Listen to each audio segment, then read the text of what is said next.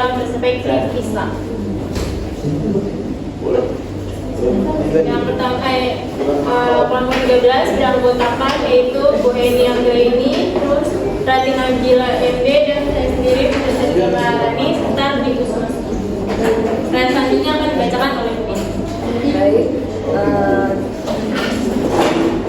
definisi korupsi.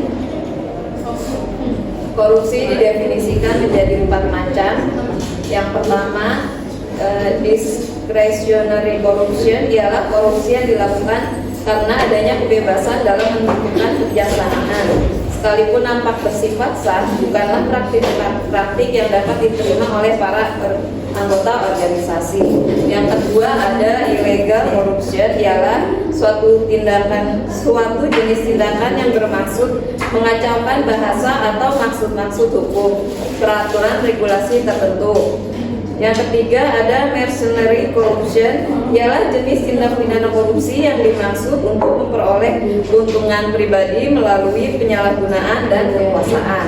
Yang keempat ada ideological corruption, ialah jenis korupsi ilegal maupun discretionary yang dimaksudkan untuk mengejar tujuan kelompok.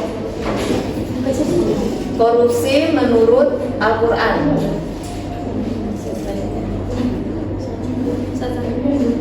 Menurut Al-Quran, korupsi termaktub dalam surat Al-Maidah ayat 38 yang artinya laki-laki yang mencuri dan perempuan yang mencuri, potonglah tangan keduanya sebagai pembalasan bagi apa yang mereka kerjakan dan sebagai siksaan dari Allah, dan Allah Maha Perkasa lagi Maha Bijaksana. Selanjutnya akan disampaikan oleh rekan saya, Rati.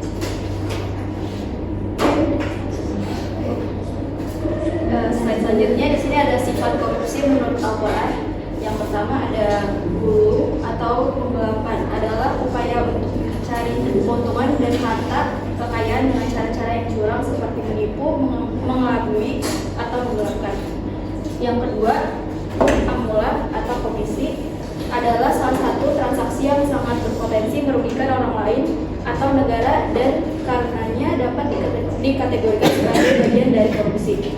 Yang ketiga ada markup atau menaikkan, yaitu menaikkan biaya di luar dari anggaran sesungguhnya disebabkan karena berbagai kepentingan. Yang terakhir ada gasp atau merampas, berarti mengambil sesuatu dengan cara paksa atau zalim. Di sini slide selanjutnya ada gratifikasi menurut Islam. Gratifikasi yaitu sebuah pemberian pada sebuah kerjasama meloloskan sebuah proyek atau sejenisnya, diberikan di luar gaji yang telah ditetapkan.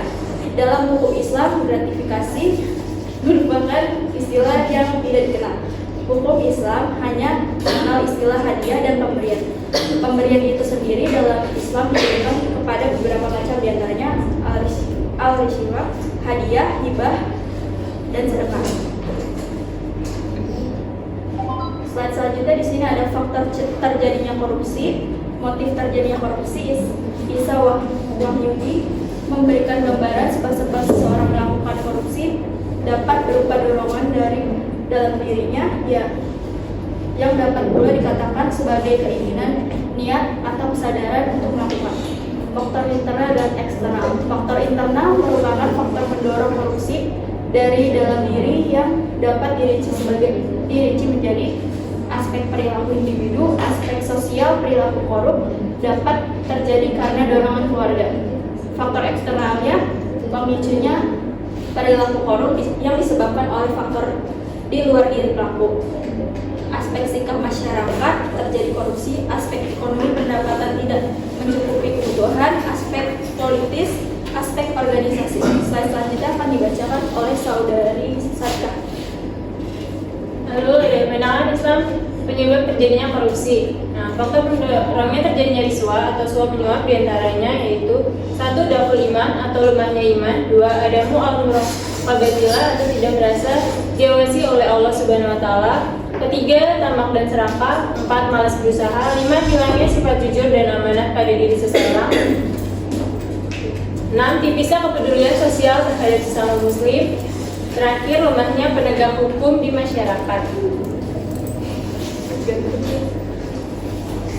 Slide selanjutnya ada pencegahan kejahatan korupsi. Yang pertama yaitu adanya strategi preventif yang di dalamnya terdapat memperkuat Dewan Perwakilan Rakyat atau DPR. Yang kedua, memperkuat Mahkamah Agung dan jajaran peradilan di bawahnya. Ketiga, membangun kode etik di sektor publik. Yang kedua, terdapat strategi detektif yang di dalamnya terdiri dari perbaikan sistem dan tindak lanjut atas pengaduan dari masyarakat. Lalu pemberlakuan kewajiban pelaporan transaksi keuangan tertentu. Selanjutnya, pelaporan kekayaan pribadi pemegang jabatan dan fungsi publik. Ketiga, terdapat strategi represif yaitu pembentukan badan atau komisi anti korupsi. Kedua, penyidikan, penuntutan, peradilan dan penghukuman koruptor besar atau big face. Terakhir, penentuan jenis-jenis atau kelompok-kelompok korupsi yang diprioritaskan untuk diberantas. Selanjutnya, terdapat dampak korupsi yaitu akibat perbuatan korupsi lebih baik daripada akibat keputusan yang jujur apabila kriteria yang ditetapkan oleh pemerintah atau berdasarkan sistem yang berlaku lebih buruk daripada keputusan yang didasarkan atas korupsi. Kedua, memperbanyak jatah atau sumber-sumber masuk ke bidang penanaman modal dan tidak ke bidang konsumsi. Lalu, meningkatkan mutu para pegawai negeri. Terakhir, sifat kolutif dalam penerimaan pegawai negeri dapat menjadi pengganti sistem pekerjaan umum. Slide selanjutnya akan dibacakan oleh Mas. Baik, selanjutnya peran mahasiswa dalam penanggulangan tindak pidana korupsi. Satu, gerakan anti korupsi berdasarkan Undang-Undang Nomor 30 Tahun 2002. Pemberantasan tindak pidana korupsi dirumuskan sebagai serangkaian tindakan untuk mencegah dan memberantas tindak pidana korupsi melalui upaya koordinasi, supervisi, monitor, penyelidikan, penyidik, penuntutan, dan pemeriksaan di sidang pengadilan dengan peran serta masyarakat berdasarkan peraturan perundang-undangan yang berlaku. Peran mahasiswa dituntut berperan aktif untuk melakukan kontrol sosial terhadap penyimpangan yang terjadi terhadap sistem, norma, dan nilai-nilai yang ada dalam masyarakat. Selain itu, mahasiswa juga dapat berperan dalam mempengaruhi kebijakan publik dari pemerintah. Selanjutnya, kesimpulannya, materi tentang korupsi yang telah dibahas menyoroti berbagai aspek yang relevan dengan fenomena ini, mulai dari definisi, sejarah, faktor penyebab, dampak, hingga upaya penanggulangan serta peran mahasiswa dalam menghadapinya. Korupsi adalah penyalahgunaan kekuasaan atau jabatan untuk keuntungan pribadi atau golongan tertentu yang bertentangan dengan hukum dan norma moral yang berlaku. Sejak zaman dahulu, korupsi telah menjadi bagian dari sejarah peradaban manusia, menunjukkan keberlangsungan masalah ini dalam berbagai konteks budaya dan politik. Dampak korupsi sangat merusak, mencakup penurunan pertumbuhan ekonomi, meningkatkannya kemiskinan, kerusakan pada struktur birokrasi, serta penurunan kepercayaan terhadap demokrasi dan lembaga penegakan hukum. Ini mempengaruhi tidak hanya aspek ekonomi dan sosial, tetapi juga stabilitas politik dan keamanan nasional. Sekian dari kelompok 13. Jika ada yang bertanya, dipersilahkan.